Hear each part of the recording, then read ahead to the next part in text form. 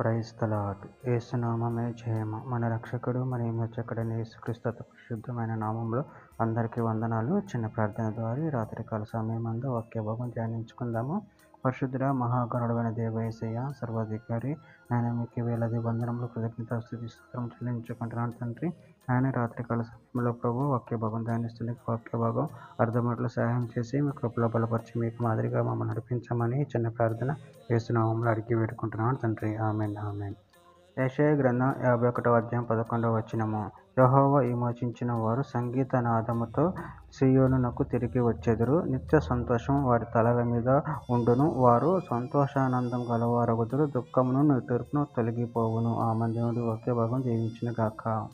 ప్రభునందు ప్రియులారా, ఇక్కడ వాక్య భాగంలో గమనించినట్లయితే యెహోవా విమోచించిన వారు సంగీత నాదంతో సీయోనునకు తిరిగి వచ్చెదరు. నిత్య సంతోషము వారి తలల మీద ఉండును. వారు సంతోషానందము గలవారగుదురు. దుఃఖమును నిట్టూర్పును తొలగిపోవును. అదేవిధంగా వాక్య భాగంలో గమనించినట్లయితే యెషయా గ్రంథం 49వ అధ్యాయం 13వ వచనంలో శ్రమనిందిన తన జనుల యందు జాలిపడి యెహోవా తన జనులకు ఓదార్చి ఉన్నాడు. ఆకాశము ఉత్సాహ ధ్వని చేయుము, భూమి సంతోషించుము, పర్వతములారా ఆనంద ధ్వని చేయుడి. యెషయా గ్రంథం 25వ అధ్యాయం 8వ వచనం. మరెన్నడూ ఉండకుండా మరణమును ఆయన మింగివేయును. ప్రభువైన యెహోవా ప్రతివాని ముఖం మీద బాష్ప బిందువులను తుడిచివేయును. భూమి మీద నుండి తన జనుల నిందను తీసివేయును. ఇలాగున జరుగునని యెహోవా సెలవిచ్చి ఉన్నాడు. ప్రకటన గ్రంథం 7వ అధ్యాయం 17వ వచనం. ఏలియనగా సింహాసన మధ్యమందుండు గొర్రెపిల్ల వారికి కాపరి, జీవజలముల బుగ్గల ఎద్దుకు వారిని నడిపించును. దేవుడే వారి కనుల నుండి ప్రతి బాష్ప బిందువును తుడిచివేయును. కీర్తన గ్రంథం 118వ అధ్యాయం 15వ వచనము. నీతిమంతుల గుడారములలో రక్షణ గూర్చిన ఉత్సాహ సునాదము వినపడును. యెహోవా దక్షిణ హస్తము సాహస కార్యములను చేయును.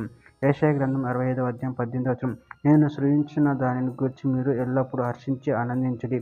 నిశ్చయముగా నేను యెరూషలేమును ఆనందకరమైన స్థలముగాను ఆమె ప్రజలను హర్షించు వారినిగాను సృజించుచున్నాను. జకర్యా గ్రంథం 2వ అధ్యాయం 10వ వచనం. సీయోను నివాసులారా, నేను వచ్చి మీ మధ్య నివాసం చేతును. సంతోషముగా నుండి పాటలు పాడుడి. ఇదే యెహోవా వాక్కు. మత్తయి సువార్త 5వ అధ్యాయం 4వ వచనం. దుఃఖపడవారు ధన్యులు, వారు ఓదార్చబడుదురు. చివరిగా ఒక మాట. పేతురు రాసిన మొదటి పత్రిక 4వ అధ్యాయం 13వ వచనం. క్రీస్తు మహిమ బయలుపరచబడినప్పుడు మీరు మహానందంతో సంతోషించు నిమిత్తం క్రీస్తు శ్రమలలో మీరు పాలువారవునంతగా సంతోషించుడి. ఆమేన్. దేవుడి వాక్య భాగం దీవించును గాక. చిన్న ప్రార్థన చేసుకుందాము. పరిశుద్ధుడా, ప్రేమగల దేవ యేసయ్య, మీరు ఇచ్చిన వాక్యాన్ని బట్టి కృతజ్ఞతలు చెల్లించుకుంటున్నాను తండ్రి. మీరే మమ్మల్ని విమోచించిన దేవుడే ఉన్నారు ప్రభు. అందరిని బట్టి కృతజ్ఞతలు చెల్లించుకుంటూ మీ ప్రేమ కృపలు మమ్మల్ని నిరంతరం కాచి కాపాడి మీకు మాదిరిగా మమ్మల్ని నడిపించి చెత్తను మా జీవితంలో జరిగించమని చిన్న ప్రార్థన యేసు నామములో అడిగి వేడుకుంటున్నాను తండ్రి. ఆమేన్ ఆమేన్.